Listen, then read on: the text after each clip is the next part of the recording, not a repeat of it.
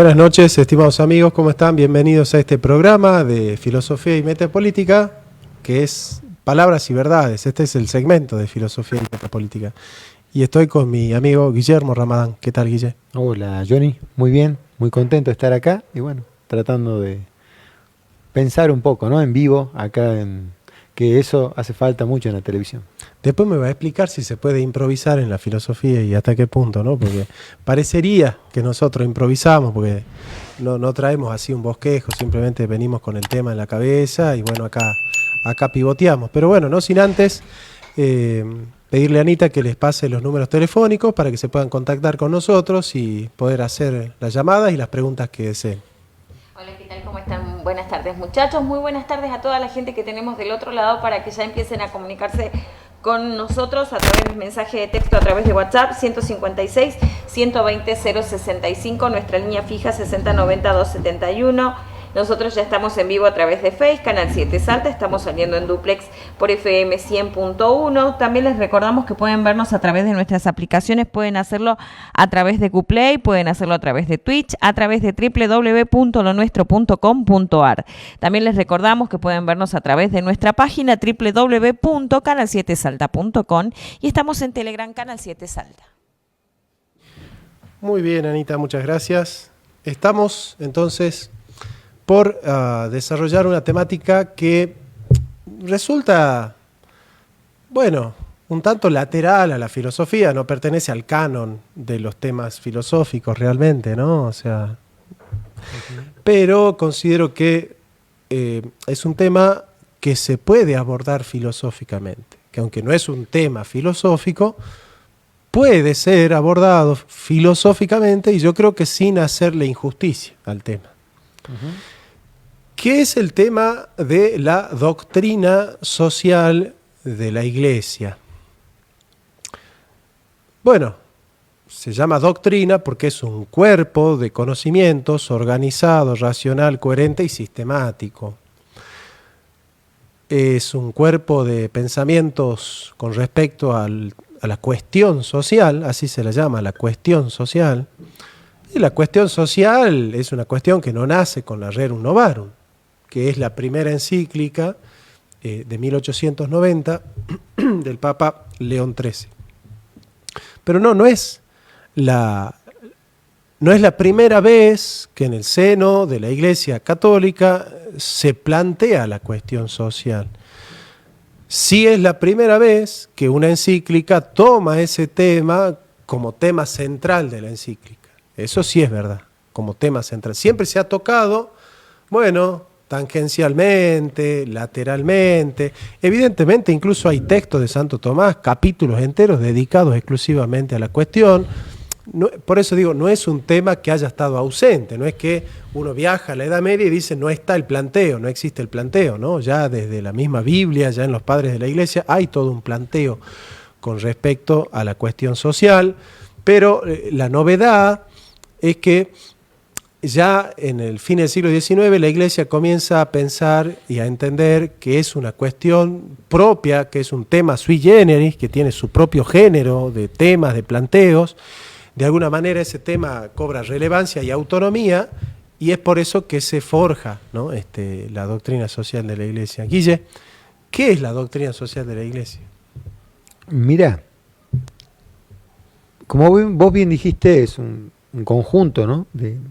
de pensamientos, es una doctrina que la Iglesia Católica tiene respecto de pensar la realidad social. Y esto lo hace ciertamente en el ámbito de la fe, como magisterio, y por eso es que muchos dicen por ahí que no hay una unanimidad acerca de qué es lo que se designa del contenido específico que tiene la doctrina social de la Iglesia. Yo voy a leer acá lo que dice Juan Pablo II respecto de esto, que es una definición bastante interesante.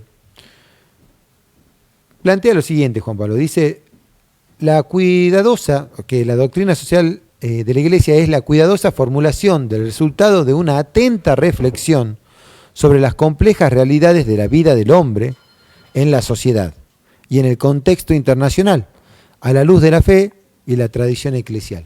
O sea, está poniendo en cuestión el análisis de la realidad social y que se entiende de una manera absolutamente compleja, histórica, y que no siempre tienen los mismos, podríamos decir, porque es histórica, justamente con la historia van a ir surgiendo nuevos problemas que hay que ir desentrañando. Y esto siempre desde el ámbito de la fe y desde la caridad, tratar de resolver esos problemas que se van a ir planteando históricamente porque el hombre es un ser histórico. Ahora, ahí te pregunto, entonces, si no son los mismos los problemas, ¿no son las mismas las soluciones que plantea la Iglesia en momentos distintos de la historia? ¿Cómo? No, o sea, Pues sí, el problema no es el mismo. uh-huh. ¿Sí? O sea que la receta que plantea la Iglesia está en función del problema que es histórico. Como los problemas históricos son variables, son cambiantes, te pregunto entonces, ¿las recetas que plantea la Iglesia pueden ir variando también a lo largo de la historia? Claramente, sí, sí, sí. O sea, claramente se adapta a la realidad concreta del tiempo en el que vive. De Pero hecho, ¿eso no es medio historicista? no, simplemente se entiende desde el ámbito de la fe lo que es, podríamos decir, perenne y lo que no, lo que varía, porque, a ver, el problema de la esclavitud, que fue un problema en un momento determinado, que hoy no lo es de esa manera, sino de otras, ¿sí? Hay nuevas formas de esclavitud, podríamos decir, en el mundo, entonces ya no es un problema como lo era antes.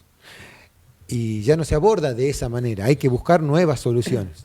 Siempre desde un ámbito, de nuevo, ¿no? Siempre desde un ámbito de la fe y desde un ámbito y desde del aspecto del amor. Pero de todas maneras hay que adaptarse a lo que estamos hoy. Yo diría que sí y no.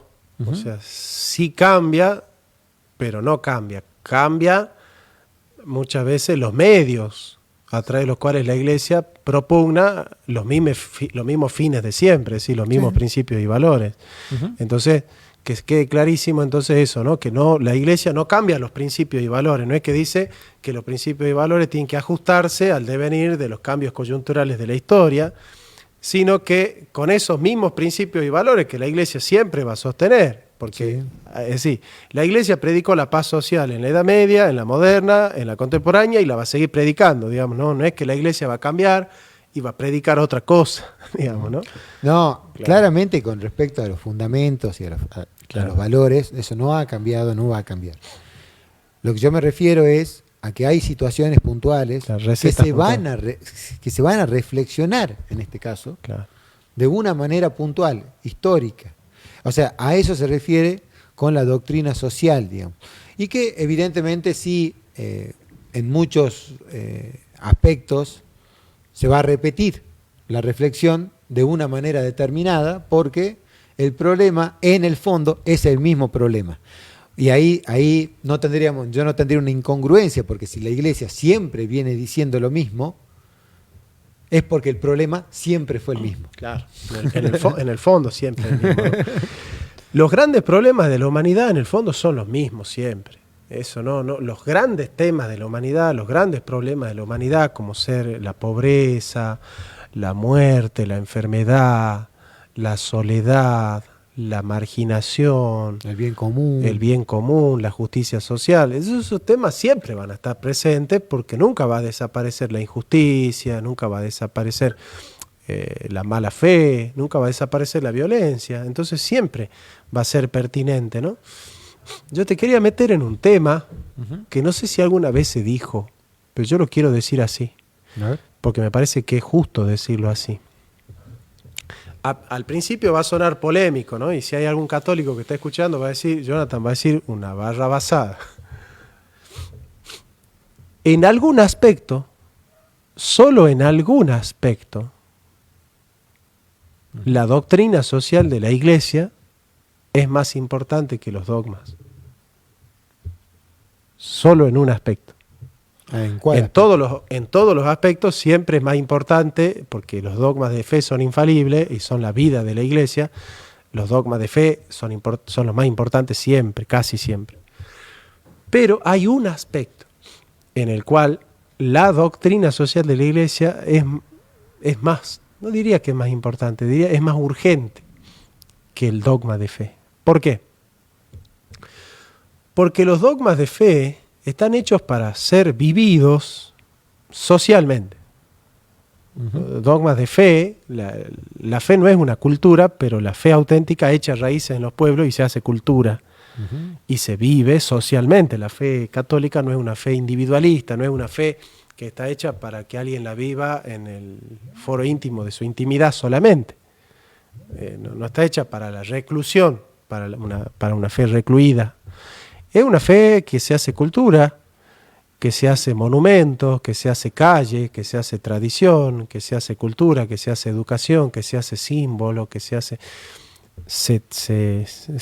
va fermentando toda la vida social. La fe va fermentando la vida social, la va impregnando de sus valores, de sus principios, y esa es la vida de la fe. Ahora, en una sociedad donde los principios sociales de la Iglesia no están funcionando, la fe no tiene dónde echar raíces, o le cuesta echar raíces a la fe cuando hay un contexto social que no está abierto a recibir el influjo de la fe. Y eso es propiamente el trabajo de la doctrina social de la Iglesia. Esto lo quiero decir, ¿por qué? Porque la derecha católica en la Argentina, por lo menos los que yo conozco, ellos, en vez de dar la batalla cultural con la doctrina social de la Iglesia, hacen lo siguiente. Agarran los dogmas de la Iglesia como principios y valores morales para impregnar el pensamiento social del liberalismo o del conservadurismo. Entonces es como que los dogmas de la Iglesia Católica son un blanco infranqueable de principios y valores morales que hacen inteligible la agenda conservadora o liberal. Entonces resulta que vos después los vas escuchando a la derecha católica y no hablan de la doctrina social de la Iglesia, no se basan en la doctrina social de la Iglesia. Pero ellos son ultracatólicos, son los más dogmáticos que hay en la fe católica. Entonces te llama la atención decir, pucha, pero si vos sos ultracatólico, vos sos ultra conservador, ultra dogmático, ¿por qué defendés a ultranza los dogmas, pero no defendés la doctrina social de la Iglesia? Es como que parecería que la expresión del dogma es Hayek, es Mises, es Friedman, Milton Friedman, digamos, ¿no? Entonces me puse a pensar y dije, pero ¿por qué puede ser que la misma persona en la religión sea lo más dogmático y ortodoxo que hay, pero en los principios sociales son de la escuela austríaca, la misma persona? Porque claro, ellos entienden que para ser católico hay que aceptar los dogmas de fe y la doctrina social de la Iglesia. Bueno, es algo que está bien, uno puede consultar de vez en cuando para sacarse alguna duda, pero no es obligación seguir la doctrina social de la Iglesia. Ahora, ¿qué es lo que estoy diciendo yo? Tengan cuidado, porque la doctrina social de la Iglesia es una prolongación, una ejecución, una manifestación y una conservación de los dogmas de la Iglesia, es una prolongación de los dogmas. O sea, negar la doctrina social de la Iglesia es negar el ambiente en el cual los dogmas van a echar raíces en el pueblo. Entonces hay que tener mucho cuidado, porque si yo digo, no, yo soy ultracatólico, entonces yo me quedo con los dogmas, pero no me interesa la doctrina social de la Iglesia, pues sí, hay dos peligros. Primero, que la doctrina social de la Iglesia viene de los dogmas, tiene como principio los dogmas, es un resultado lógico, consecuente de los dogmas. No es que la doctrina social de la Iglesia la hizo otro magisterio distinto. O sea, el mismo magisterio que ha fijado los dogmas es el mismo que ha escrito la doctrina social de la Iglesia. No es que a la doctrina social de la Iglesia la han escrito los laicos. La escribió el magisterio de la Iglesia Católica. Y por otro lado, que ese principio de la doctrina social de la Iglesia es el que es consonante con los dogmas, el que los resguarda y el que permite una sociedad en la cual los dogmas católicos pueden ser vividos socialmente. No sé si me hago entender. Entonces, ¿cómo puedo yo decir, no, me quedo con esto y no con aquello, si esto es la prolongación, la conservación y la ejecución práctica de todo esto? No sé si me he llegado a hacer entender. Sí. La doctrina social de la Iglesia es el fruto, ¿sí? Es el fruto de un pensamiento dentro de una dogmática, ¿no? Claro.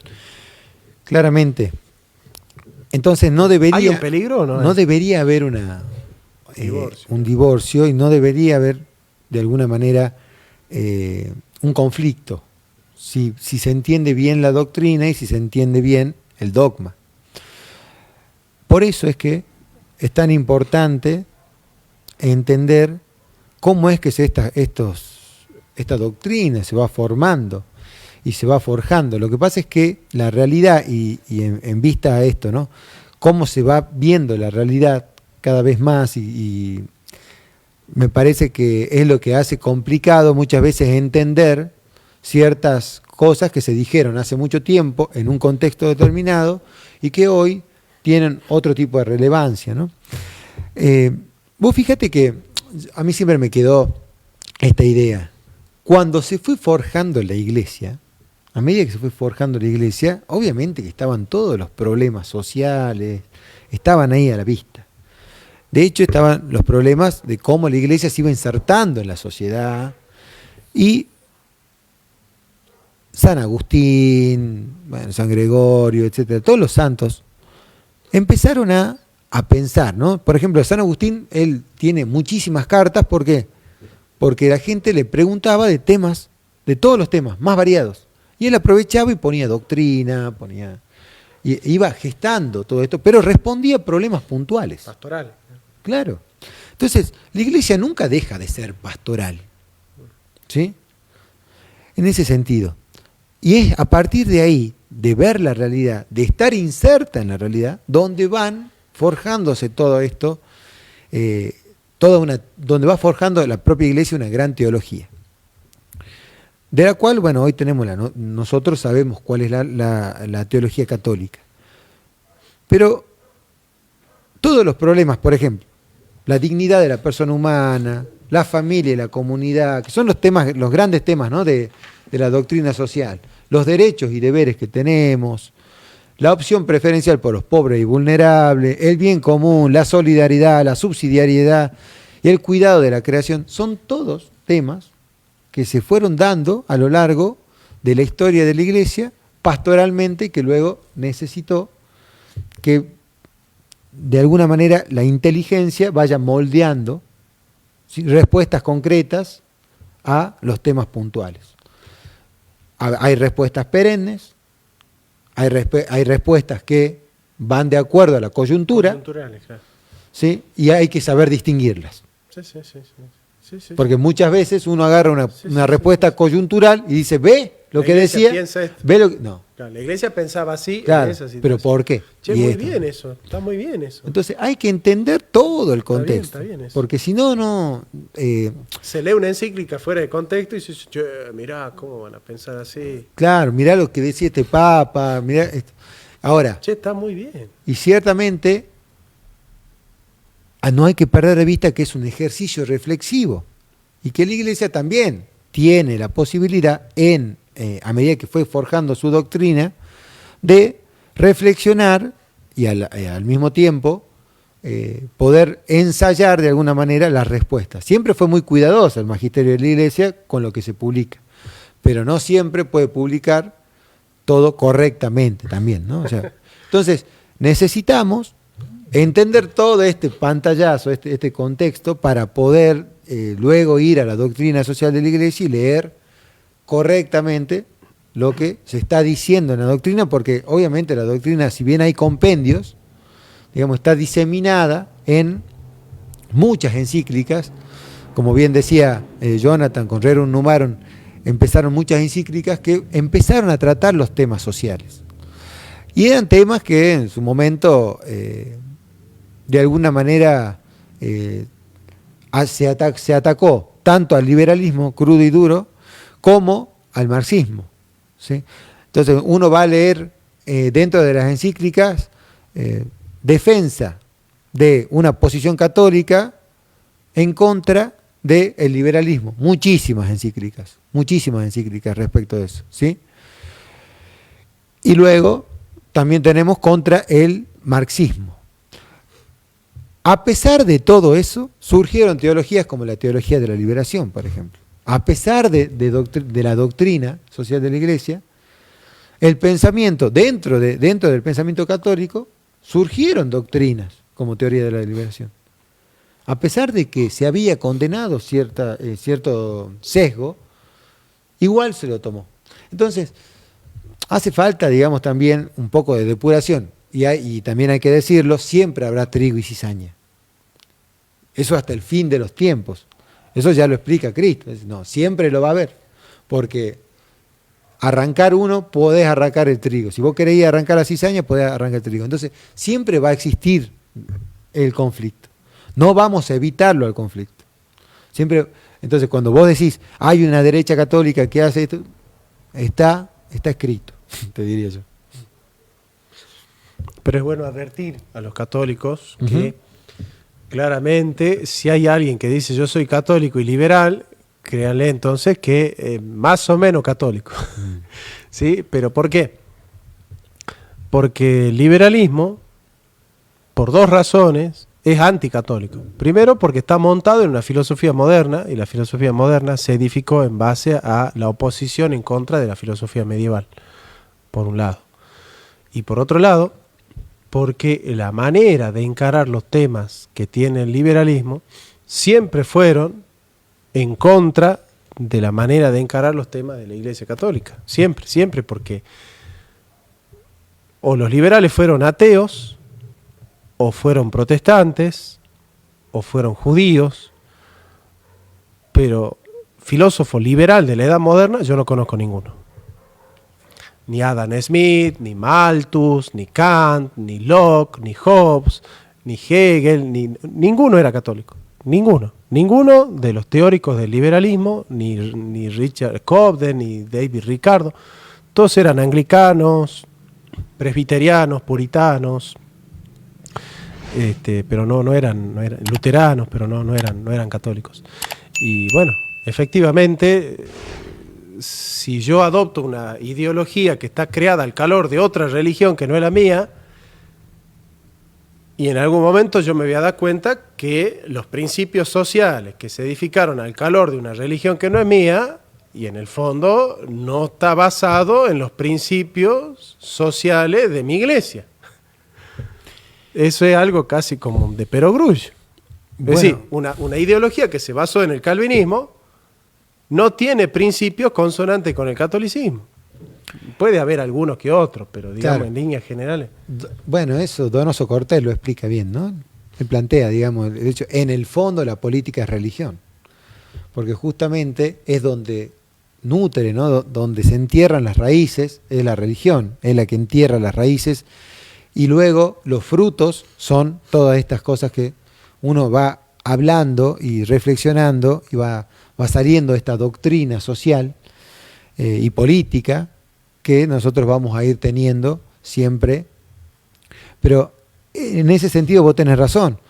Cuando la religión a la que uno adhiere no tiene evidentemente los frutos que uno quiere, bueno, trata de alguna manera insertar los frutos en el árbol equivocado, ¿no? Porque eso es lo que están haciendo, atando frutos en un árbol para que parezca que el liberalismo ha dado frutos católicos, pero no. Justamente, bueno, hay muchos libros, ¿no? Pero El liberalismo es pecado, es uno de los libros más... Bueno, pero no, lo que pasa es que estos católicos liberales son weberianos. El exponente más grande de este liberalismo católico es Gabriel Zanotti, un amigo, yo lo aprecio, pero es liberal católico, confeso, él abiertamente defiende el liberalismo, ¿no? De la escuela austríaca.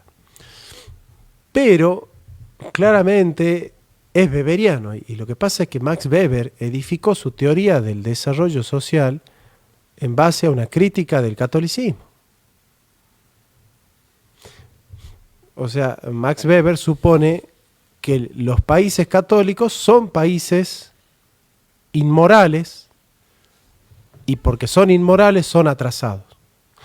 Es decir, para Max Weber la ética católica está basada en la pobreza, en una mala concepción de la sexualidad que los lleva a la castidad, a la estigmatización de la sexualidad y al pensamiento de rebaño, es decir, a una falta de pensamiento crítico.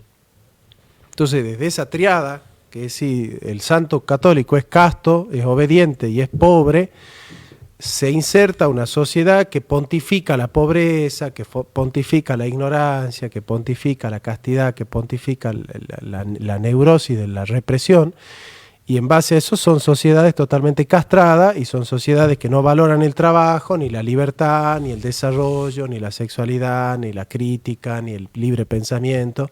Entonces, dice Weber, las sociedades católicas son sociedades conservadoras y atrasadas. Entonces Max Weber dice, cada vez que España ingresó a un país, ese país hoy es atrasado. Y es atrasado porque llegó a España, y es atrasado porque llegó a España, que es católica. En cambio, los países donde llegó Inglaterra y Alemania y los países, Holanda y los países protestantes, Estados Unidos, Canadá y todos los países en los que llegó la reforma, esos son países avanzados, son países desarrollados.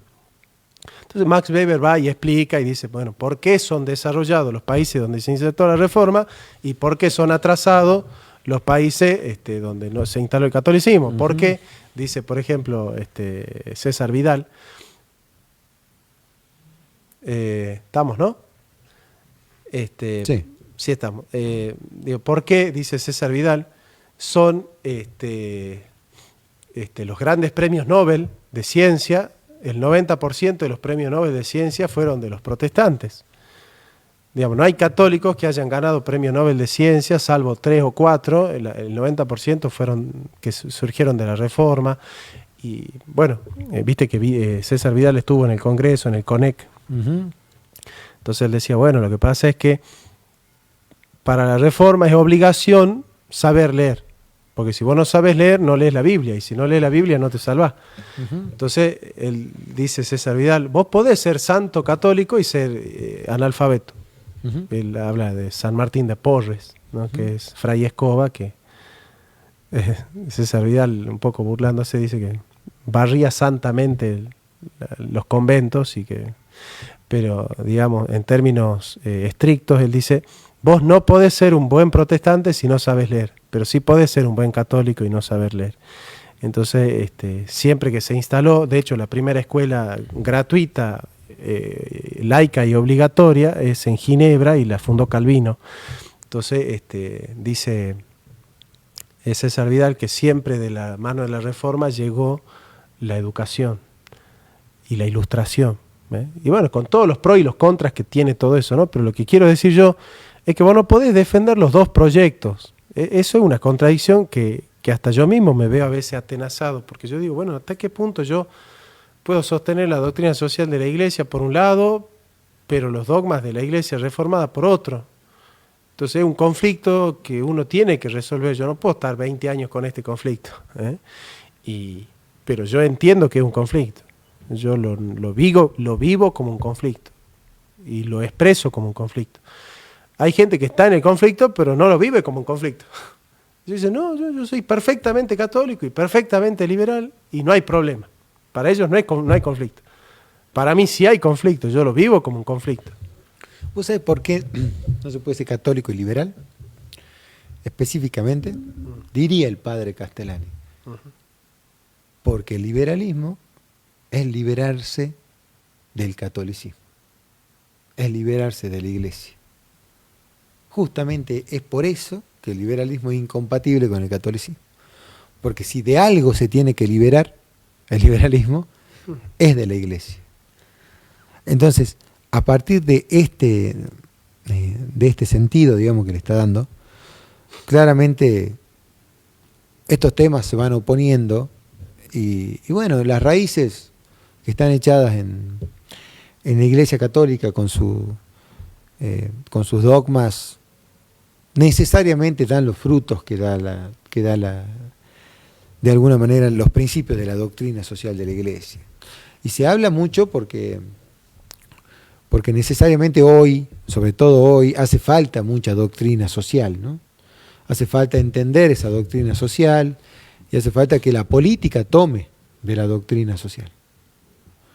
Que la tome y que pueda de alguna manera impulsar desde esa doctrina una nueva sociedad, porque hoy estamos bastante mal en términos sociales, en general, ¿no? En todos los países. No solamente en Argentina, si bien Argentina está viviendo una supercrisis, que espero que no pase a ser mega crisis, pero sí, hoy como estamos viendo una supercrisis, nos ponemos a pensar en muchas cosas y pareciera ser que el liberalismo es la solución. Y así se lo vende. ¿Por qué? ¿Y por qué?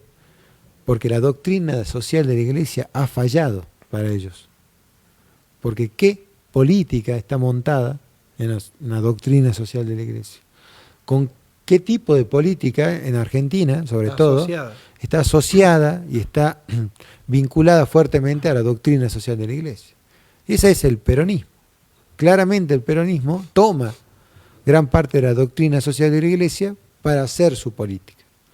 Y en ese momento, y si ellos acusan de que el peronismo ha fallado, que no es así, podríamos explicarlo de otras maneras, pero lo que ha fallado siempre fue el liberalismo disfrazado de peronismo. ¿Sí? Eso es lo que ha fallado. El liberalismo tanto socialdemócrata como liberal, en particular lo que se entiende por liberal. Entonces, cuando falla eso y eso va a pasar la factura al peronismo y por ende a la doctrina social de la Iglesia, pareciera ser que el liberalismo tiene que tener otra chance, ¿no? Porque esto es lo que están buscando siempre, una chance liberal para poder más o menos quedarse con el poder, porque de esto también, ¿no? Siempre en política siempre tiene que ver con un tema de poder. No sé qué opinas vos. Vos sabés que sí. Sí, Anita. Televidente pregunta para los muchachos ¿qué de cierto hay en que la doctrina social de la Iglesia surge principalmente como una reacción al marxismo que le proletarizaba a la población, especialmente en Sudamérica? Gracias, muy bueno el programa. Bueno, claro, esa versión del origen de la doctrina social de la Iglesia es una versión marxista.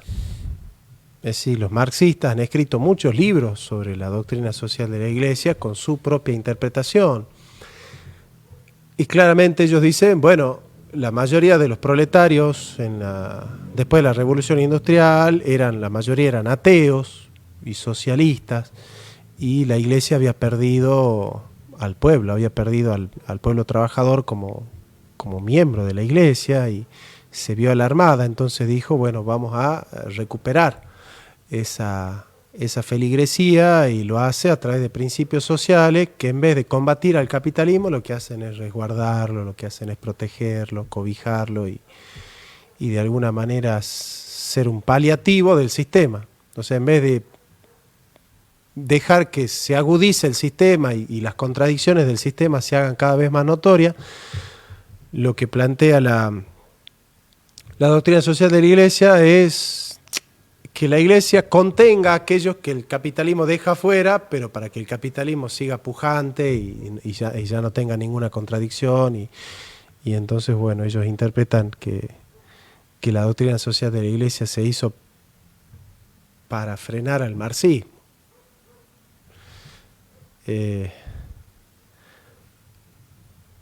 Bueno, a mí me parece que es injusto eso. Primero, porque no es que la Iglesia defiende el capitalismo. La Iglesia defiende la paz social y nunca va a estar a favor de revoluciones armadas. No anda promoviendo el armamento, ni la guerra, ni la lucha.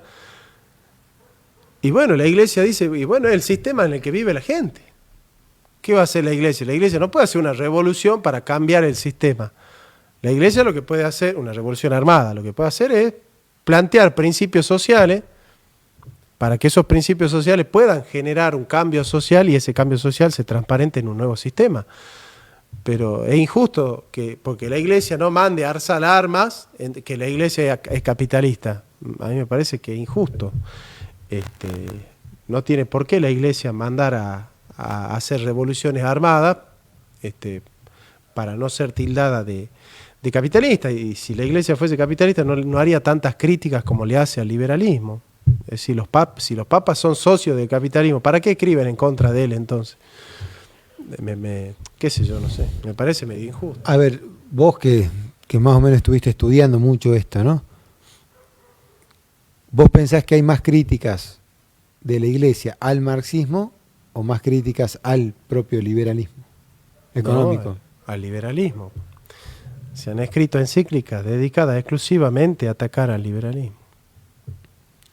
O sea, exclusivamente, así, directamente, la encíclica Libertas de 1813, de León XIII, justamente, ataca así exclusivamente el concepto de libertad que desarrolla el liberalismo y ataca en cada capítulo un aspecto del liberalismo. Es decir, el liberalismo político, el liberalismo jurídico, el liberalismo social, el liberalismo teológico, el liberalismo acá, la libertad en la prensa, la libertad entendida como liberal en el Estado, la libertad entendida en el mercado, la libertad entendida acá. ¿Sí? Es un tratado casi de cómo combatir al liberalismo, esa encíclica. Y el Papa Francisco, el mismo Juan Pablo II, que supuestamente él luchó en contra de la caída de la cortina de hierro porque era capitalista, escribió muchos textos y dio muchos discursos en las radios y conferencias en contra del pensamiento liberal. Juan Pablo II, Benedicto XVI, que supuestamente es un conservador capitalista, escribió un montón en contra del liberalismo. Es decir, no van a conocer un papa que desde 1800 hasta hoy no haya sido crítico del liberalismo.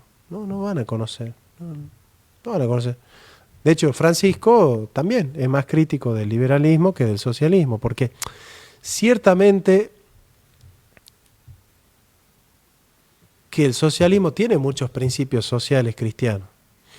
La igualdad, la justicia social, la redistribución, la reciprocidad, son principios católicos que muchos socialistas se han apropiado de ellos para hacer su política. Ahora, ustedes leen los autores de la escuela austríaca y ellos son abiertamente anticristianos, pero abiertamente. Sí, Ludwig von Mises dice en La acción humana que Cristo es el más grande resentido social. Claro. Es muy difícil encontrar que Marx diga cosas así. No, claro. Es decir, los liberales de la escuela austríaca, ellos abiertamente, de hecho, von Hayek tiene texto en contra de Santo Tomás de Aquino, así específicamente para atacar la teoría moral y política de Santo Tomás de Aquino. A mí me parece que, bien entendida, una buena izquierda es más consonante con los principios cristianos que el liberalismo de la escuela austríaca. Así lo pienso yo. Puede ser, sobre todo porque le da prioridad al débil, ¿no? Claro. Y bueno, y eso es uno de los principios, ¿no? O sea, la opción preferencial por los pobres es un principio en el cual yo creo que se comparte, en ese sentido, que no lo comparte el liberalismo económico, claramente no. Sobre todo aquellos que son más nietzscheanos, ¿no? Y plantean un poco de que la voluntad de poder debe primar por sobre la ayuda al pobre. Y en ese sentido, bueno, Nietzsche ha dejado su huella en el liberalismo. Y ciertamente necesitamos entender esto porque el principal problema del marxismo para la Iglesia Católica es que todo eso lo hace sin Dios. Entonces pierde el eje. Y uno de los principales problemas también es que se pierde la dignidad humana en pos de un colectivo, ¿sí? muy fuerte, digamos. Claro. Entonces, eso, bueno, no necesariamente eso surge de Marx, aunque en algún texto puede estar, sino que el marxismo ha convertido esto, ¿no? En la praxis, la dignidad humana ha quedado de lado. Entonces, y ahí está un poco cómo es que la Iglesia juega y tiene un balance que ni el liberalismo ni el marxismo tienen, digamos. Y yo creo que ese balance se lo da justamente su religiosidad. Vos sabés que mira vos, ¿no? Siempre que hablo con vos entiendo cosas ahí, porque yo me acuerdo que muchas ideas del libro de Marx surgieron en la Balcarce, ¿no? Charlando con vos. No sé qué valor tiene el libro de Marx que hemos escrito. Marx estaba en contra del aborto, que siempre se ha creído que el marxismo está en contra del cristianismo por principios, que los principios del marxismo están en contra de los principios del cristianismo, porque el marxismo propone la violencia, la muerte, la privación de la libertad, la desintegración del individuo, la negación de los derechos humanos, que el marxismo es totalitario y que bueno, que esos principios están en contra del cristianismo. Pero claro, yo en ese libro voy probando que Marx nunca está en contra del individuo, nunca está en contra de la persona ni sus derechos, nunca está en contra de la vida ni de la dignidad humana, nunca está en contra del hombre. Que eso pertenece más a un proyecto que ha leído Stalin sobre Marx que al mismo Marx. Entonces, claro, de fondo, ¿qué es lo que terminamos entendiendo? Claro, lo que voy a decir va a resultar medio polémico, pero es así. Los principios del marxismo son bastante consonantes con los principios del cristianismo. Claro, ¿dónde está la diferencia? Que para llegar a esos principios el marxismo acepta la violencia. El marxismo no tiene como principio la violencia, sino la paz. No tiene como principio la desigualdad, sino la igualdad. No tiene como principio la injusticia, sino la justicia social. Esos son los principios del marxismo. Esos principios son iguales que los del cristianismo, pero ¿qué es lo que va a cambiar en el marxismo? Son los medios para llegar a esos principios. Y para Marx vale buscar la paz a través de la guerra y la igualdad a través de la privación de la libertad. Entonces la finalidad del marxismo es la libertad, es la igualdad, es la justicia social, es la paz social, es el bienestar, está perfecto. Pero los medios que utiliza el marxismo no son medios cristianos. Entonces el marxismo es la escatología cristiana, son los fines cristianos, pero con medios seculares. O sea, el marxismo, ¿qué propone? Que el lobo duerma junto al cordero, el paraíso en la tierra, que todos los hombres sean iguales, justos y libres, que todos sean, que tengan derechos, que tengan dignidad. Eso es lo que propone el marxismo. Claro, esa es la finalidad. La finalidad que propone el marxismo es la misma finalidad que propone el cristianismo. Lo que pasa es que los medios que utiliza el marxismo no son los medios que propone el cristianismo. Yo no estaría tan de acuerdo en una parte. Entiendo que sí, que hay mucho compatible, salvo por lo del cielo en la tierra. Justamente la Iglesia Católica sabe muy bien que aquí no es el cielo y que acá va a haber lucha, que acá hay espada, que acá estamos, como te dije al principio, trigo y cizaña. Y que a eso estamos nosotros condenados de alguna manera a vivir, ¿no? Hasta que venga la hora de Cristo, ¿sí? Su segunda venida. Y yo creo que ahí está la confusión y ahí está uno de los problemas, justamente como te decía. Al ser materialista, el marxismo lo que hace es querer resolver materialmente todo en la tierra. Y está perdiendo de vista de alguna manera la parte sobrenatural que es la fundamental a la hora de entender la sociedad, ¿sí? Entonces, cuando nosotros no dejamos o dejamos afuera lo fundamental, todos los medios que tenemos y todos los esfuerzos que podemos hacer nosotros van a ser de alguna manera equivocados, ¿sí? Porque justamente lo que hace que algo sea bueno está dejado de lado. Y bueno, ese es el problema fundamental que tiene el marxismo, ¿no? Querer, o sea, su materialismo, dejar de lado a Dios. Y esa es la gran diferencia que tiene con el cristianismo y en particular con el catolicismo, porque cuando alguien va por el pobre, católico, por ejemplo, ¿no? Se le ha criticado mucho a la Madre Teresa de Calcuta, Mirá lo que digo, ¿no? Se la ha criticado. Yo he escuchado un judío, creo que la ha criticado. ¿Por qué? Porque dice, ella les ayudaba a morir a los pobres. No iba a buscar fondos para traer un médico y que vivan. ¿Sí? Ella les ayudaba a morir en paz, pero los hacía morir y se enojaba mucho. Entonces, si vos no entendés de espiritualidad, te enoja. ¿Sí? Podés entender el enojo del amigo. ¿Sí? Pero si vos entendés de espiritualidad, y lo que hacía la Madre Teresa de Calcuta era, de alguna manera, consolar su alma antes de que parta, porque evidentemente al principio la Madre Teresa de Calcuta no tenía un peso, ¿no? Partido por la mitad. Luego sí, empezó a tener recursos. Pero evidentemente hay dos aspectos en la vida de la persona, ¿no? No solamente está el aspecto material, sino que hay un aspecto espiritual que hay que satisfacer también. Y que es justamente el principal aspecto al cual apunta la Iglesia. Por eso es que si nosotros le sacamos ese aspecto a la Iglesia, es una ONG más. ¿Sí? Y la Iglesia no quiere ser ninguna ONG. Por eso las críticas que se le hacen a la Iglesia muchas veces, de que por qué no vende todos los bienes, por qué, etcétera, etcétera, son falaces en ese sentido, porque no se trata de eso.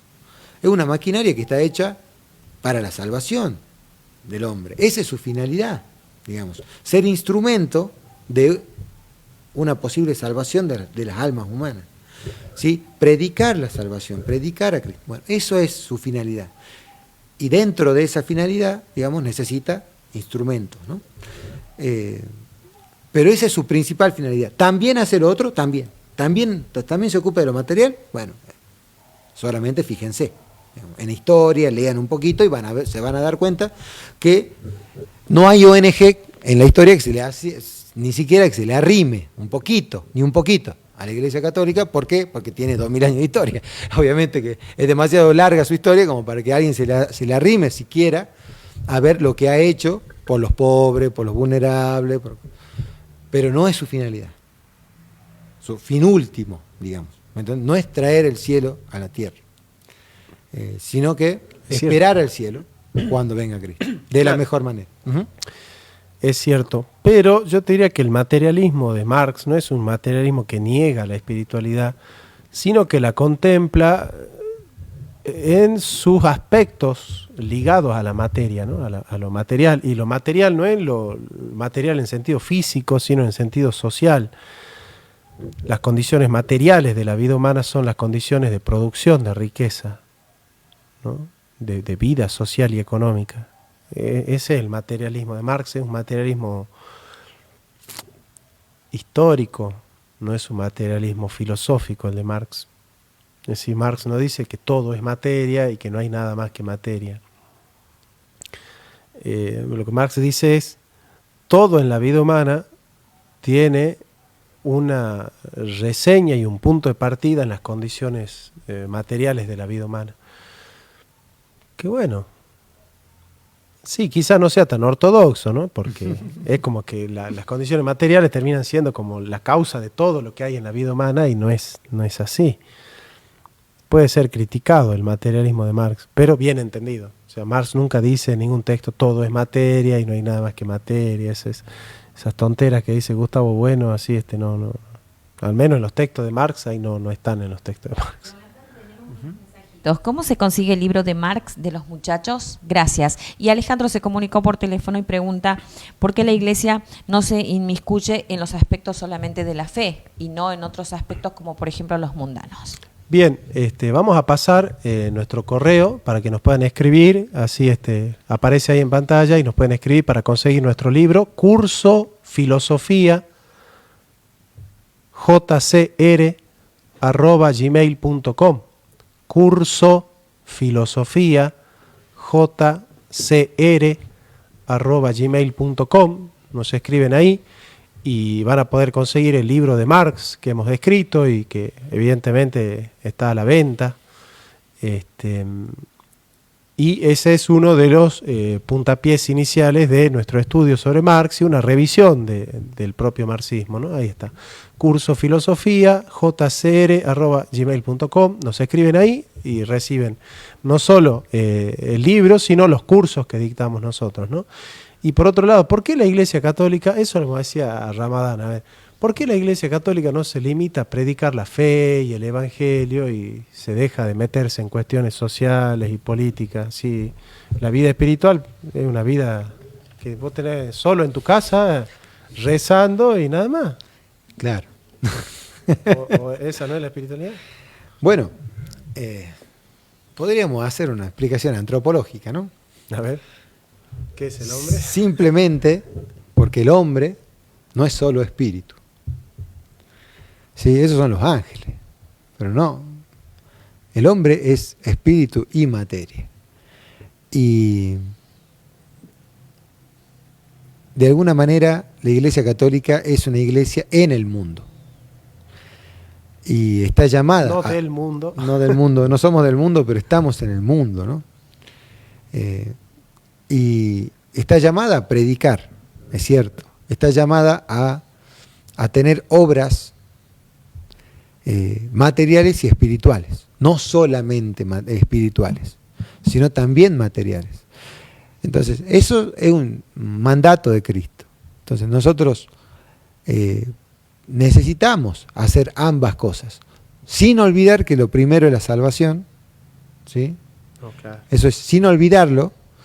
También está llamada a no olvidarse de los pobres y a dar de comer al hambriento y a abrigar al que tiene frío. Lo dice Jesús, ¿no? Claramente. Entonces, las obras espirituales, las obras de misericordia espirituales, van de la mano de las obras de misericordia corporales. Por eso la Iglesia nunca se va a desvincular de alguna manera de lo material. ¿Sí? ¿Por qué? Porque nosotros somos seres materiales y necesitamos de esa materialidad. Y tenemos que tener compasión ahí.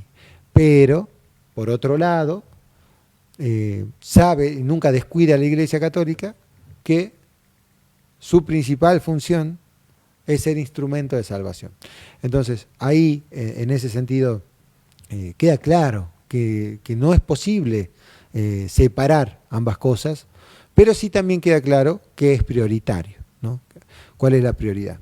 Y porque por eso es que yo decía, muchas veces a la Iglesia Católica se la trata como una ONG y se intenta que la misma responda a valores meramente materiales, digamos, meramente del mundo, y no tanto en cuestiones espirituales, ¿no? O sea, o dejan de lado las cuestiones espirituales porque la crítica la hace un ateo, por ejemplo. Entonces, solamente ve una parte.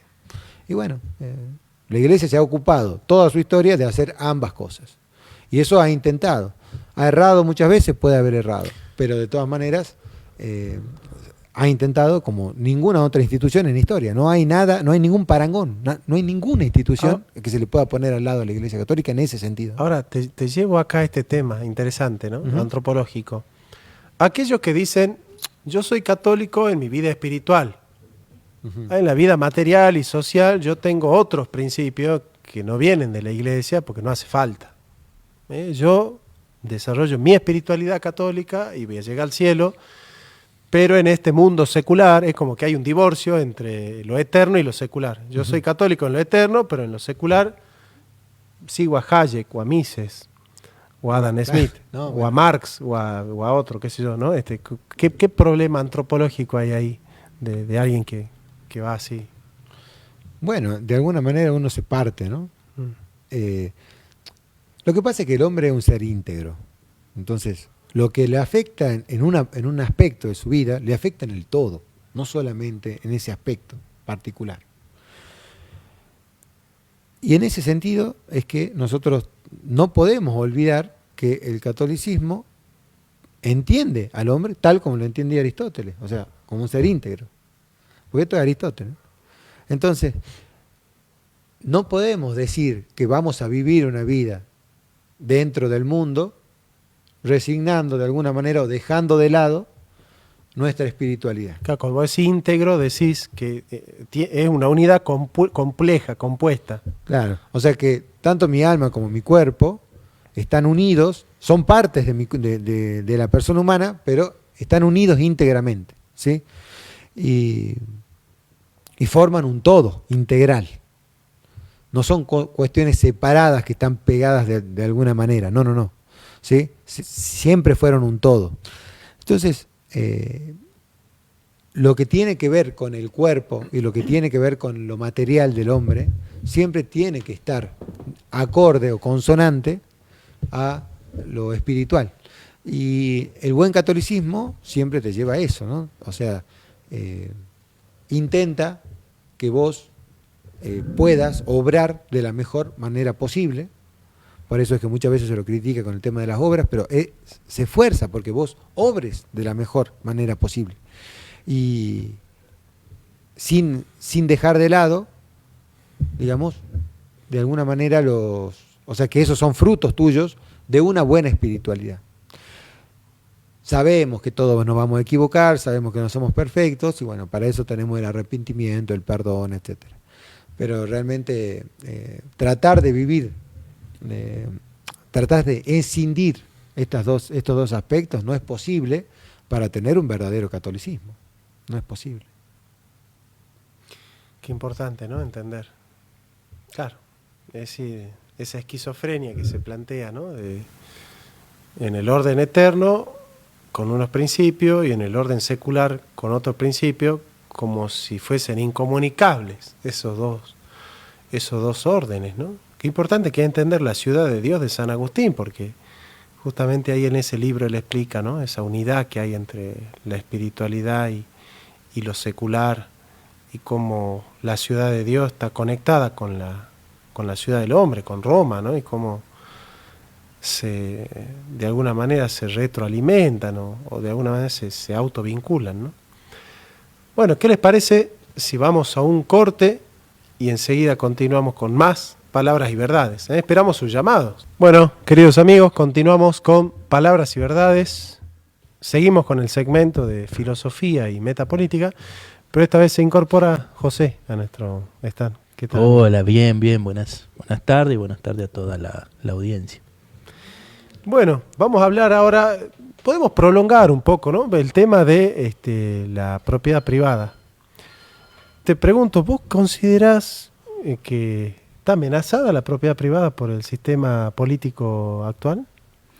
Mirá, siempre hay riesgo, ¿no? Porque cuando uno piensa en propiedad privada, tal vez piensa en la casa y en el auto, pero muchas veces no tenemos en cuenta, por ejemplo, los ingresos que tienen las personas.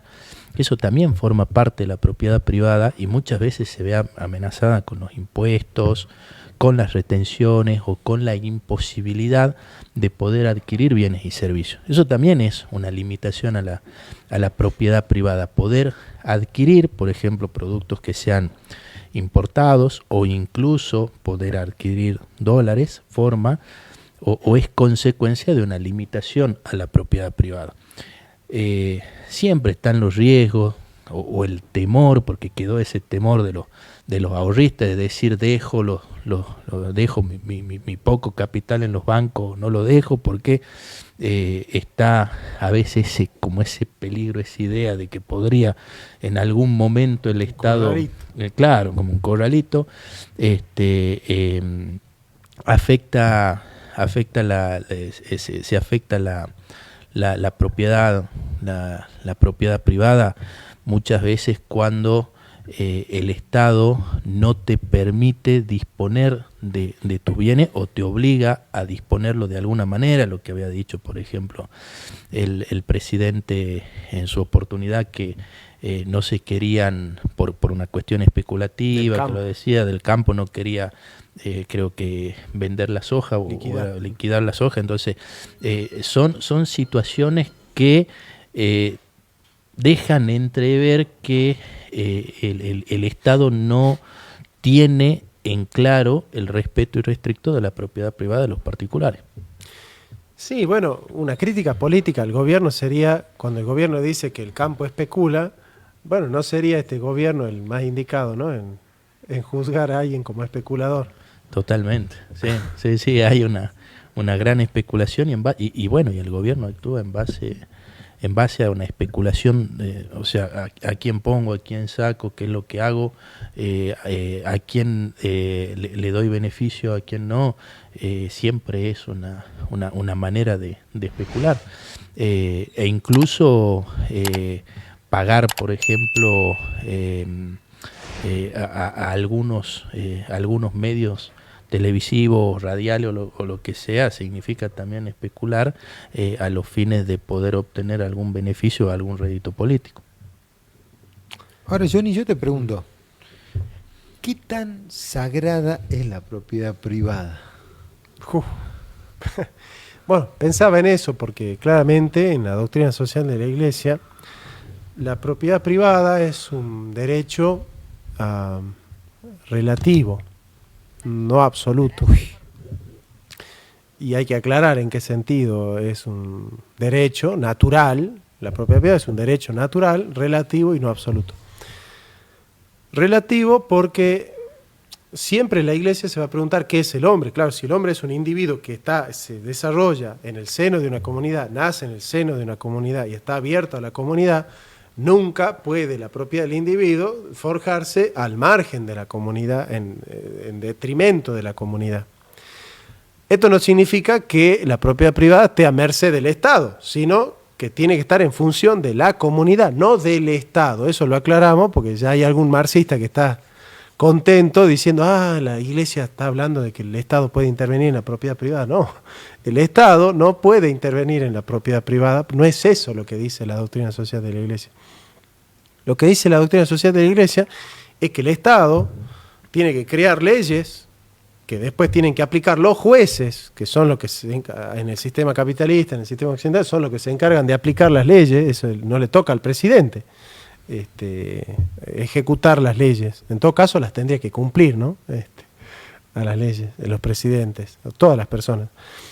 Crear leyes que sean justas, razonables, donde la propiedad privada pueda ejercer un influjo y tenga esa capacidad de fermentar la vida social y la vida comunitaria. En general, y esto es un poco muy espontáneo, siempre que la propiedad privada se desarrolla en el seno de una comunidad, tiende a beneficiar a la comunidad. Tiende a beneficiar a la comunidad. Esto lo han visto con audacia muchos liberales, ¿no? El tema de la teoría del derrame, ¿no? Pero la doctrina social dice, no siempre pasa así. No es espontáneo, pero no es necesario que pase. Es espontáneo porque, claro, si José tiene una empresa y a la empresa le va bien, y naturalmente que eso va a repercutir en que José va a comprar más zapatillas, que va a comprar más helado, que su hijo va a consumir más ropa, que van a salir de viaje, que van a comprar más cosas, y evidentemente que la prosperidad de José va a redundar en la prosperidad de la comunidad, y en general eso tiende a ser espontáneo, no hay que planificarlo, sucede. Pero no necesariamente, es decir, no siempre y en todos los casos. Entonces, cuando sucede que la propiedad privada se va edificando sin edificar a la comunidad, sin repercutir en la comunidad, el Estado puede, ¿no es cierto?, a través de leyes justas y razonables, de alguna manera promover que el flujo, no la propiedad, sino el flujo de la propiedad, es decir, toda la riqueza que produce la propiedad,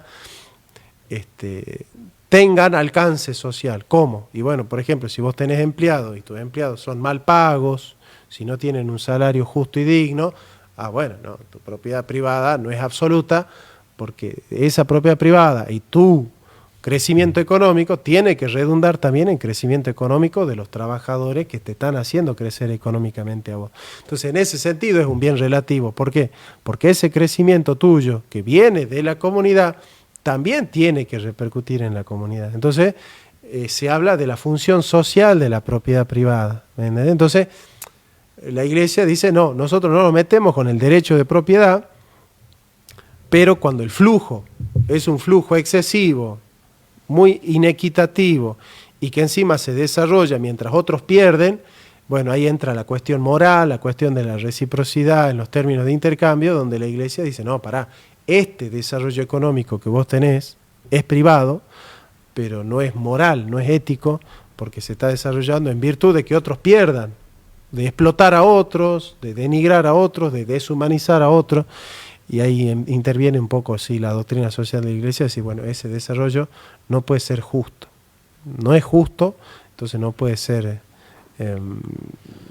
legal. Claro, es interesante porque, digamos, la Iglesia nunca pierde de vista que la propiedad privada siempre es un medio y no un fin en sí mismo. Entonces, por ahí cuando algunos autores lo ponen a la propiedad privada como algo absoluto, por ejemplo, viste cuando dicen el derecho a la vida, a la propiedad y a la libertad, se complica cuando lo ponemos como un fin. Y muchas veces no se entiende bien esto, ¿no? O sea, el fin nunca es la propiedad en sí misma, sino el para qué uno tiene la propiedad. Claro. Y bueno, pero esto teóricamente es así.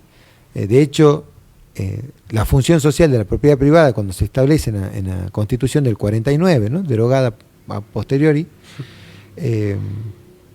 esa función social, esa fue uno de los artículos por los cuales se derogó esa Constitución, ¿no? Y fue un golpe de Estado tremendo, porque justamente la propiedad privada es, de alguna manera, puesta como fin, es uno de los dos dioses, ¿no? O sea, no se puede servir a Dios y al dinero. Y ahí yo diría que es un peligro decir que la propiedad privada es un bien absoluto. Como vos bien dijiste, es un relativo, pero es un derecho natural.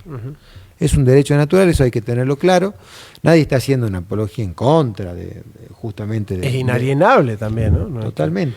Nosotros... Yo, en nombre de la sociedad, no te puedo quitar tu propiedad privada. Totalmente. Ese o sea, no es lo justamente. Y hay que promover el desarrollo de esa propiedad privada. No estamos diciendo otra cosa, porque por ahí hay gente que puede entender. Claro. No estamos diciendo otra cosa. Pero sí es importante darle su justo lugar para luego poder desarrollar, digamos, el tema de la propiedad privada y la importancia que tiene en una Claro, sociedad. yo te podía decir que un liberal te podía decir, mirá, es mi propiedad, yo con mi propiedad hago lo que quiero, y es mi capital y yo al trabajador le pago lo que yo quiero, porque es mi plata. Y él aceptó que yo le pague 2 pesos, y estar ahí hacinado y va a tener cáncer, pero no importa. Él aceptó. Así como un acuerdo libre y él aceptó, no pasa nada. Bueno, no. Ahí entra la iglesia y dice, no, pará. Sí, está bien, el acuerdo puede ser libre, pero ¿qué libertad tiene él, no? Porque viste que a Milei se le preguntó, ¿vos estarías de acuerdo con el trabajo esclavo? Y bueno, si la otra persona quiere, porque claro, ahí entra la famosa frase del liberalismo, business are business, ¿no? Negocios son negocios. Entonces, bueno, si el negocio fue libre, no importa el contenido del acuerdo. Si el acuerdo fue libre, vamos para adelante. La iglesia dice, no, el contenido del acuerdo sí importa. Pues no todos los contenidos son buenos, no todos los contenidos son humanos, no todos los contenidos son justos. Y la iglesia no es formalista, no dice, bueno, si hay 2 personas libres que han acordado cualquier cosa, bueno, no pasa nada. No, claro. No. ¿Por qué? Porque yo puedo acordar a alguien que se está muriendo de hambre, decirle, mira, te compro tu casa a 1.000 pesos. Porque si no, claro, si no se muere de hambre. Claro, lo que pasa es que ahí viene la iglesia y dice, pará, no. No, pues si él quiso. Yo le dije, ¿vos qué querés hacer? ¿Morite de hambre o véndeme tu casa a 1.000 pesos? Y bueno, yo le compré a 1.000 pesos la casa. Sí, bueno, no, pero... Aunque la ley lo permita. Claro. Mirá lo que es interesante. En esas situaciones tiene que también existir de alguna manera una igualdad entre las partes. Cuando esa igualdad no existe, que es muchas veces lo que pasa en estos casos que comentaron, o cuando el empleador y el trabajador, y si la ley tiene que proteger al trabajador como para ponerlo en un pie de igualdad. Lo que pasa que cuando la protección es excesiva, entonces ahí también estamos siendo injustos. Tenemos que buscar un punto donde los contratos que se realicen sean en una paridad de condiciones, y de esa manera vamos a poder lograr tener, digamos, una sociedad que sea justa. Sí, vos sabés que, claro, Muy porque bien. decirlo es fácil, pero hacerlo es Bueno, dificilísimo. la teoría es perfecta. Totalmente. No, claro, pero cuando uno va a la realidad, sí, se O encuentra sea, con toda una gama de situaciones que... O sea, en la práctica siempre se peca por exceso de intervención o por defecto. ¿Sí? Es decir, de aquel que dice, no te ayudo y soy liberal, o aquel que te dice, yo te ayudo y te anulo tu capacidad productiva. ¿Por qué? Pues yo voy a hacer por vos lo que vos podrías hacer por vos mismo.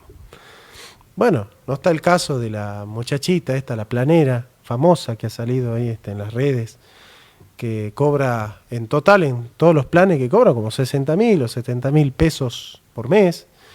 Muy contenta ella de comprarse celulares de último modelo, diciendo, bueno, yo no trabajo, el presidente a mí me permite vivir de los planes y no trabajar, y estoy contenta con no trabajar.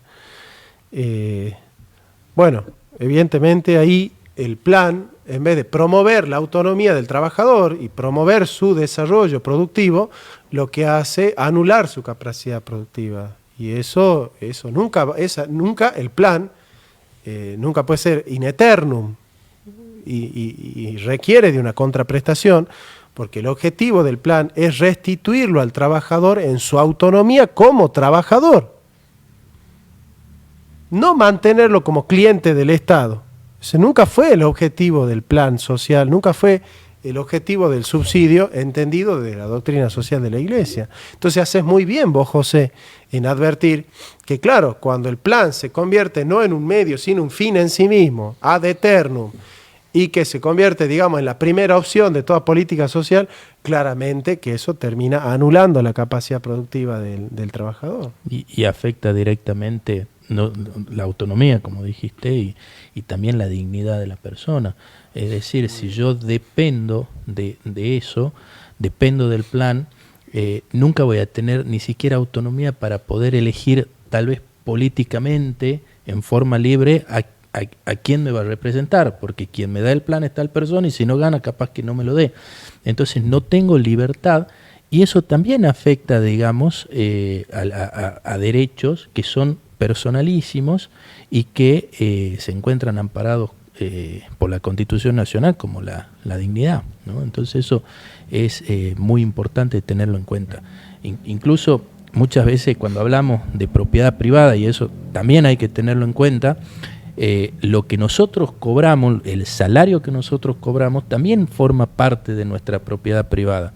Y hay veces que tenemos que pagar impuestos a las ganancias y decís, un docente te paga impuestos a la ganancia, y es un exceso, porque no es que cobra un sueldo muy elevado, y eso sí es una limitación a la propiedad privada de todas las personas y de todos los trabajadores.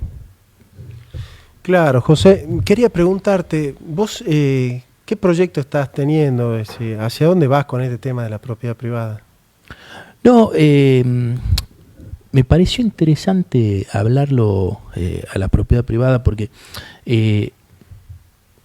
se ve mucho en Salta el tema de la adquisición de distintos bienes mediante contratos o mediante fideicomiso.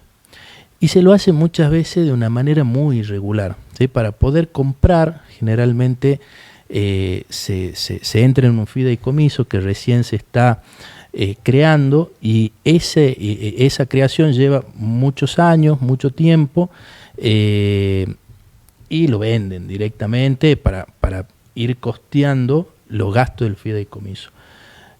Uno de los temas que quería hablar, porque recibí muchísimas consultas, es sobre el concurso preventivo de Compañía Financiera El Norte, que realizó distintos proyectos de urbanización de barrios abiertos o de departamentos. Aparentemente tuvo un conflicto en las finanzas, y ese conflicto desencadenó en un concurso preventivo. ¿Qué significa esto? Que solicita a un juez la posibilidad de poder pagar a los acreedores, porque entra en cesación de pago, no puede pagarlo, entonces solicita un plan para poder pagar a los distintos acreedores. Y es muy importante que todos los que compraron un lote, ya sea en algún barrio privado, como por ejemplo la mayor cantidad de consultas fue del loteo La Jacinta, se presenten en el juzgado a verificar el crédito. Es decir, yo compré un loteo, lo tengo cancelado, para que se tenga en cuenta esa transacción y verifique el crédito, porque si no se verifica el crédito, se corre el riesgo de que la persona que adquirió ese lote pueda perderlo.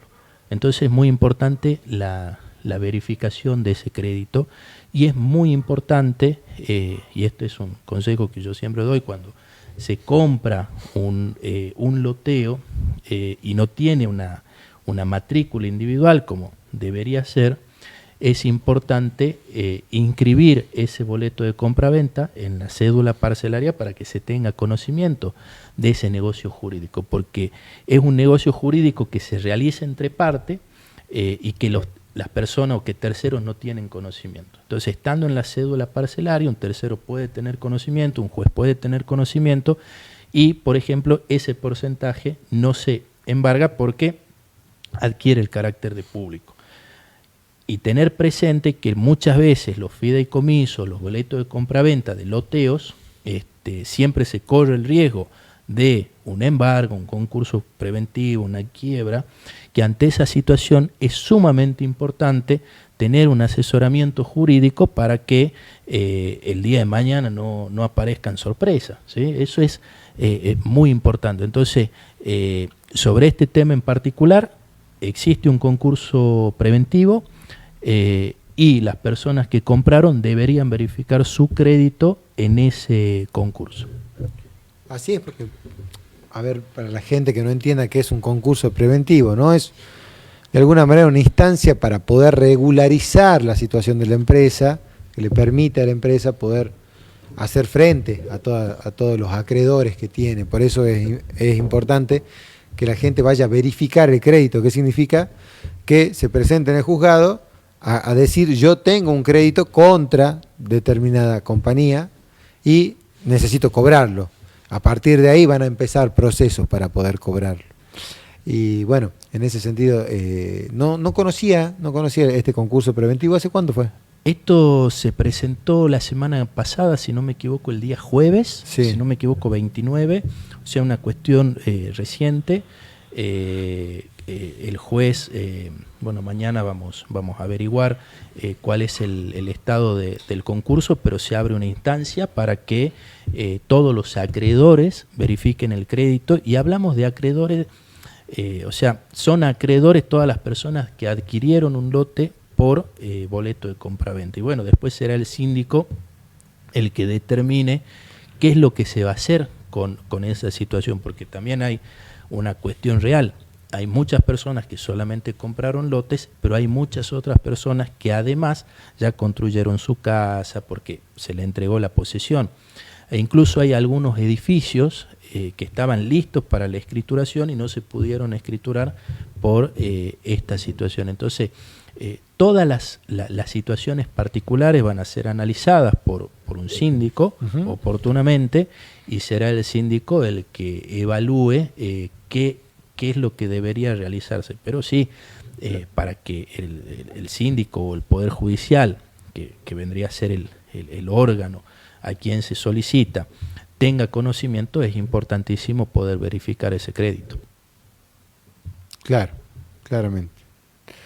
Y mira, en términos de tiempo, porque para ir la gente va a ir mañana, quiere verificar el crédito, ¿viste? Si alguien te está escuchando, se va a desesperar y todo. Hay tiempo, digamos, hay plazos. De todas maneras, esto se tiene que publicar porque hay una serie de plazos, ¿no? O sea, no es que mañana tienen que salir corriendo a las 8 de la mañana al juzgado para averiguar el tema.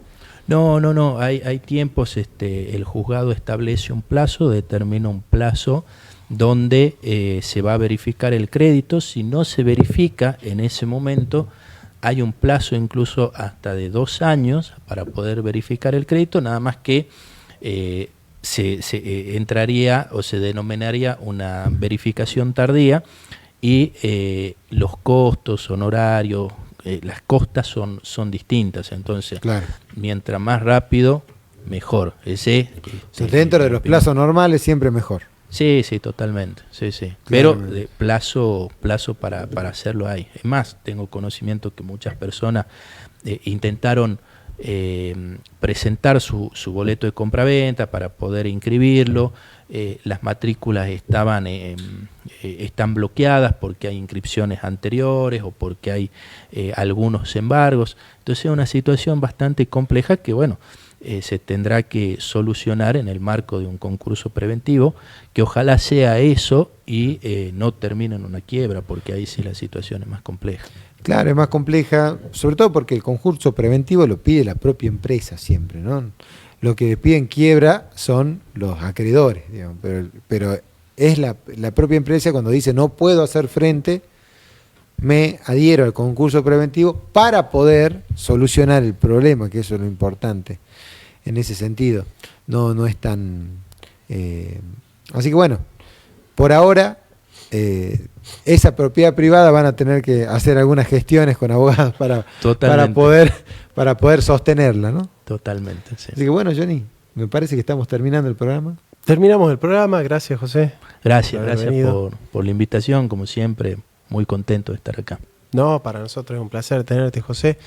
Bueno, gracias, Guille. Muchas gracias, por Johnny. acompañarnos. Gracias a ustedes por estar con nosotros, acompañarnos. Sabemos por los comentarios que nos hacen siempre que disfrutan de la filosofía. Bueno, es un espacio que lamentablemente no abunda mucho, un espacio de reflexión filosófica, teórica. Y bueno, salir un poco de la inmediatez, ¿no?, que nos abunda, lamentablemente. Así que bueno, cordiales saludos para todos ustedes. Ya saben, nos escriben cursofilosofía@jcr@gmail.com. Se suscriben a nuestro canal de YouTube, Guillermo Ramadán, Jonathan Ramos, y seguimos en contacto. Un fuerte saludo.